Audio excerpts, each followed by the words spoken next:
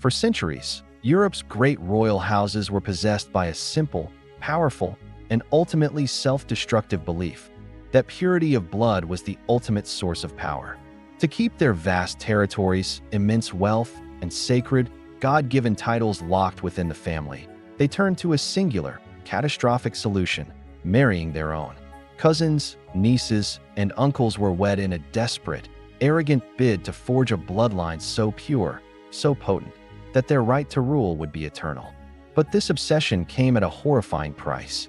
They weren't strengthening their dynasty, they were systematically poisoning it from within.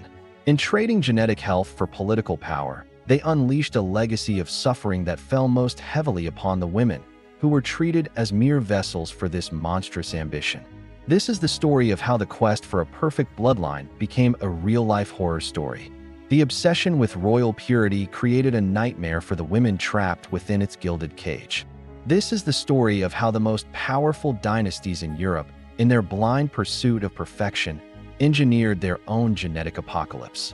It begins with a queen whose personal tragedy would become a dark prophecy for her descendants, Joanna of Castile.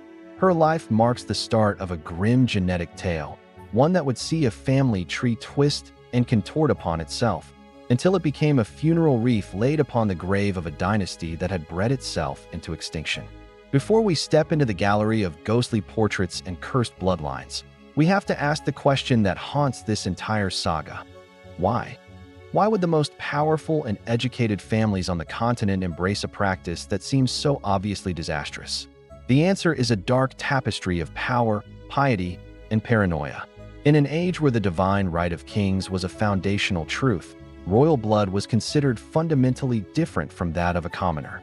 It was blue blood, a substance believed to be superior, touched by God, and destined to rule. To dilute this precious fluid with the blood of a lesser noble was seen as a contamination, a weakening of the divine mandate that held their power in place.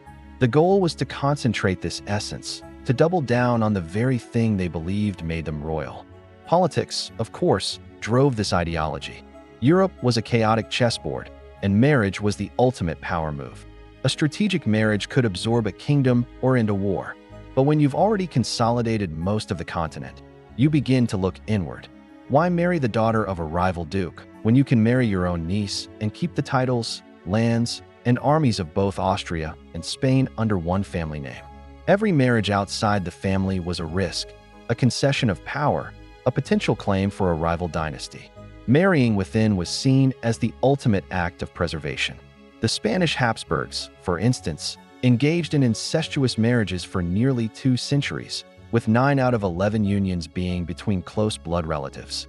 This created a feedback loop of staggering arrogance. The Habsburgs, in particular, saw themselves as a clan so exceptional that only another Habsburg was a worthy partner. Their motto was "Let others wage war. You, happy Austria, marry." This policy had made them the masters of Europe. Why would they stop? They didn't see the looming genetic cliff edge. They saw only the peak of absolute power. So they drew the circle ever tighter, believing they were forging an unbreakable chain of succession. But the chain they were forging was not made of gold, but of brittle, defective genes. Every uncle-niece union was another link, pulling the dynasty closer not to glory, but to biological collapse. They thought they were purifying the bloodline, but they were creating the perfect storm for genetic disease to flourish, turning their own sacred blood into the agent of their downfall. And the first drops of this storm began to fall with a Spanish queen whose name would become a synonym for tragedy. Our story begins not with the most extreme case of inbreeding, but with the woman whose life served as the tragic prologue to the Habsburgs' genetic horror story, Joanna of Castile, known to history as Juana la Loca. Joanna the Mad, born in 1479 to the legendary monarchs Isabella I of Castile and Ferdinand II of Aragon. Joanna was intelligent, beautiful, and third in line to the throne, a valuable pawn in Europe's marriage game.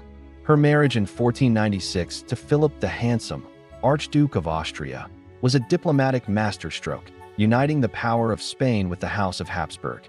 It created a superpower, an empire on which the sun would never set. But for Joanna, it was the beginning of a personal hell. Philip was ambitious and notoriously unfaithful, and the passionate Joanna was consumed by a jealous love for him. Her public displays of rage at his betrayals became court gossip. But was this madness? Or the understandable reaction of a proud woman being humiliated? The line began to blur, and it was a blur her male relatives would ruthlessly exploit. A string of untimely deaths in her family catapulted Joanna to the position of heir to Castile. Suddenly, she held immense power that both her husband and her father coveted. This is where her story descends into a dark web of love, grief, and manipulation. When Philip died suddenly in 1506, Joanna's grief was all-consuming. She famously refused to be separated from his coffin, traveling with his body for months. This act, more than any other, cemented her reputation for insanity. But how much of this narrative was true, and how much was a fiction constructed by the men who sought to rule in her name? Was Joanna truly mad? There is evidence of a possible genetic predisposition. Her maternal grandmother, Isabella of Portugal, suffered from what was described as melancholia and schizophrenia and was confined for it. Joanna's own life was filled with enough trauma to destabilize any mind. But the political convenience of her madness is impossible to ignore. By declaring her mentally unfit, her father, Ferdinand, seized control of Castile. After his death, her own son, the future Holy Roman Emperor Charles V, continued the charade. He kept his mother imprisoned for nearly 50 years in a grim palace convent, all while ruling in her name. She was queen in name only, a ghost haunting the dynasty she helped create. Joanna of Castile was the first victim of this dynastic curse. Her passion was labeled madness, her grief used as a pretext for imprisonment, her power stolen by the men closest to her. But her most lasting legacy was genetic. Through her, the blood of Castile and Aragon merged with the Habsburgs, creating the foundation for the Spanish line. And it was through her that a seed of potential mental instability was planted, a seed that, when cultivated in the toxic soil of relentless inbreeding, would blossom into a garden of horrors for her descendants. With Joanna locked away, her legacy fell to her children, and through them, to the House of Habsburg. What began as a successful policy of strategic marriage now mutated into a dangerous obsession. Over the next 200 years, they so consistently married within their own small gene pool that their family tree began to collapse in on itself, looking less like a branching tree and more like a tightly woven, funereal wreath. The unions became breathtakingly close, a relentless procession of marriages between first cousins, double first cousins, and most disturbingly, between uncles and nieces. This wasn't an accident. It was policy designed to create a closed loop of power. To understand the biological devastation, we turn to the inbreeding coefficient, a number measuring the probability of inheriting two identical copies of a gene from a single ancestor. For the child of unrelated parents, it's essentially zero. For the child of first cousins, it's 0.0625. For the child of a parent and child, it's a staggering 0.25. As the Habsburgs continued to marry their own, their coefficient climbed to almost unimaginable levels. The last Spanish Habsburg king, Charles II, had an inbreeding coefficient of 0.254, virtually identical to that of a child born of incest. He was more inbred than if his parents had been brother and sister, because his parents were themselves already highly inbred products of similar unions. While a normal person has 8 different great-grandparents, Charles II had only 4. Go back one more generation, and he had only 6 great-great-grandparents instead of the usual 16.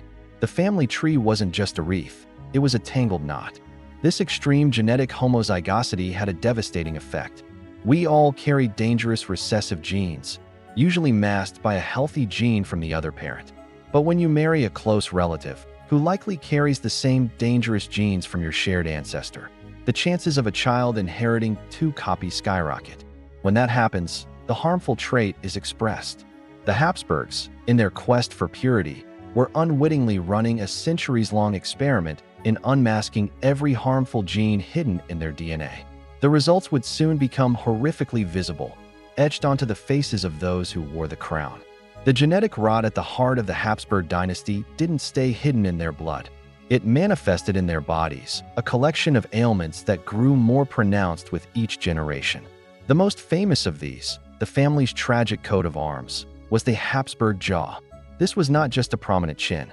Medically known as mandibular prognathism, it was a severe deformity where the lower jaw outgrows the upper, making it impossible for the teeth to meet. This resulted in a severe underbite, a drooping lower lip, and often a long, misshapen nose. Portraits by artists like Velázquez serve as a chilling timeline of this genetic decay. Modern scientific studies confirm a direct correlation between the degree of inbreeding in a Habsburg individual and the severity of their facial deformity. The higher the inbreeding coefficient, the more extreme the jaw. But the jaw was far from the only curse.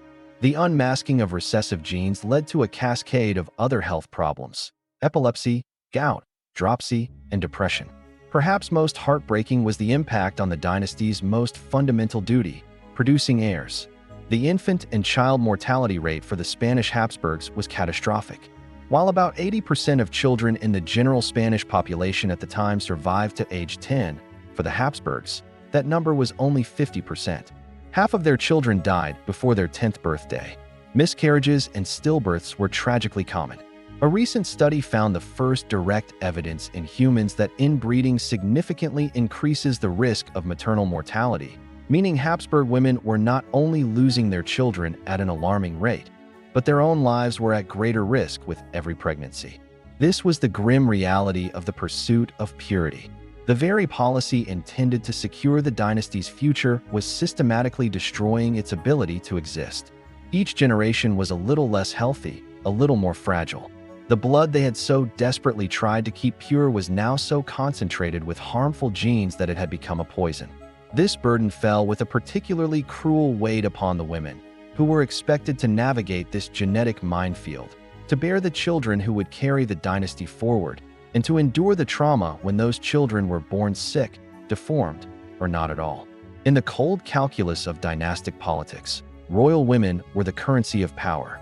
Their bodies were the vessels through which heirs were produced. For the women of the House of Habsburg, this role was transformed into a uniquely horrifying ordeal.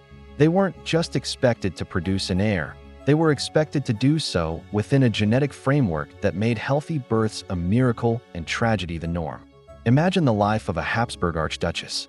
From birth, her destiny was sealed. She would marry a close relative, often an uncle or a cousin, not for love, but to consolidate power. Her entire worth was tied to her womb.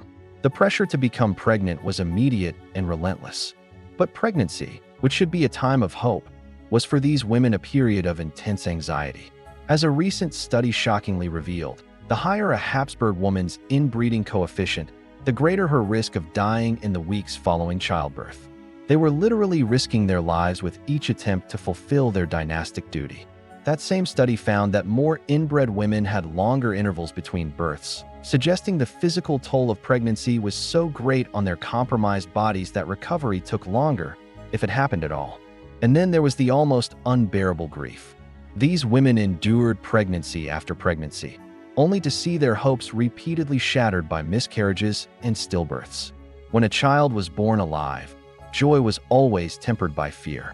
With a 50% child mortality rate, every fever was a potential death sentence.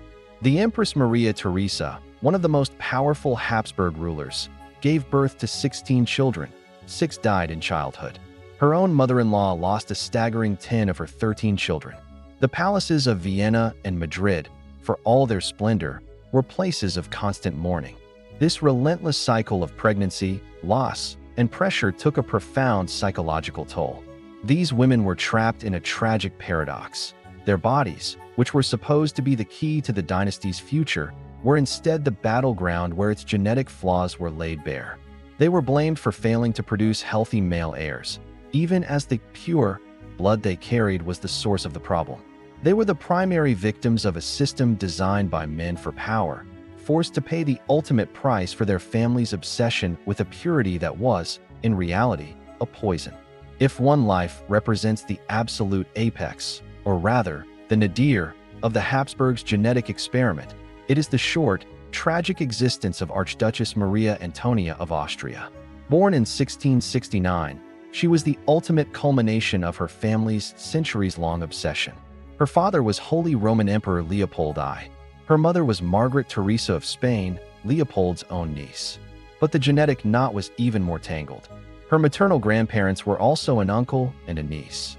The result was a level of inbreeding that is difficult to comprehend. Her inbreeding coefficient was an astronomical 0.3053, significantly higher than the 0.25 of a child born to a brother and sister. By this grim metric, she was the most inbred Habsburg in the dynasty's history, even surpassing her infamous uncle, Charles II of Spain. Miraculously, she was born healthy, an intelligent child with a passion for music. But she was the exception that proved the rule. She was the only one of her parents' 4 children to survive infancy. Her 3 siblings all died within months of their birth. But escaping physical deformity did not mean she could escape politics. As the only surviving child of the Spanish Princess Margaret Teresa, Maria Antonia was a key claimant to the Spanish throne, precariously occupied by her childless, ailing uncle, Charles II. She was married to Maximilian II Emmanuel of Bavaria in an unhappy political match. Her sole purpose was to produce an heir who could inherit the Spanish Empire. She gave birth to 3 children. 2 were stillborn. The third, a boy named Joseph Ferdinand, survived. But Maria Antonia herself would not. In 1692, just days after giving birth to her last child, she died from a postpartum infection. She was only 23 years old. Her son, Joseph Ferdinand, was now the heir to the Spanish Empire, his existence a potential prevention against a continental war. But the Habsburg curse was not finished. In 1699, at just 6 years old, the boy also died. His death plunged Europe directly into the devastating War of the Spanish Succession. The life of Maria Antonia is a haunting illustration of the curse's insidious nature. She was the most inbred of them all, a living symbol of the dynasty's decay. Though spared the overt suffering of her uncle, her life was still circumscribed and ultimately destroyed by her heritage. While the Habsburgs are the most notorious practitioners of royal inbreeding, they were not alone. Across Europe, other dynasties, driven by the same impulses, engaged in the same dangerous game. In Lisbon, the story of Queen Maria reads like a Gothic novel. Born in 1734 into the House of Braganza, a family with its own history of inbreeding, Maria's fate was sealed when she married her own uncle, Pedro III. The marriage produced 6 children, but half died in infancy or early childhood. This litany of loss, especially the death of her eldest son from smallpox in 1788, unraveled her fragile mental state. Already known for extreme religious devotion, Maria descended into what was described as religious mania. Plagued by delusions, she was convinced she was damned, and her agonizing shrieks echoed through the royal palace. In 1792, she was declared insane and unfit to rule. The court even summoned Dr. Francis Willis, who had treated King George III of Great Britain. His brutal methods were ineffective. Maria, known first as Maria the Pious and later Maria the Mad, lived the rest of her long life in a state of constant delirium, a queen imprisoned by her own mind. Centuries after Joanna the Mad, another Spanish queen found her life defined by inbreeding. Isabella II, who reigned in the mid-19th century, was the product of an uncle-niece marriage. She was then forced into a miserable marriage with her double first cousin, Francisco de Assis. Isabella's reproductive history is a grim catalog of genetic failure. She endured at least 12 pregnancies. Of those, only 5 children survived into adulthood. She suffered stillbirths, and multiple children died within days or minutes of being born. This pattern of high infant mortality, generations after the Habsburgs had died out, demonstrates the long, stubborn tale of genetic disease. While politics had changed, the biological consequences of marrying close relatives remained just as devastating. Her reign was one of political turmoil, but underlying it was a constant, private story of maternal grief. All the whispered fears in Europe's courts, all the tragic stillbirths, all the creeping deformities in royal portraits, it all culminated in one man. He was the living, breathing embodiment of 2 centuries of genetic folly. Charles II of Spain, the last Habsburg king of his line, a man his subjects called El Hechizado, the Bewitched. Born in 1661, Charles was the final, tragic result of relentless inbreeding. His inbreeding coefficient of 0.254 meant he was more genetically homogeneous than the child of a brother-sister union. The Habsburg jaw reached its grotesque apex in Charles. His lower jaw was so pronounced and his tongue so large he could barely chew and struggled to speak coherently. His physical development was severely delayed. He couldn't walk until he was nearly 6. He was intellectually disabled and prone to constant illness. He was the king of a global empire, yet he was a broken man.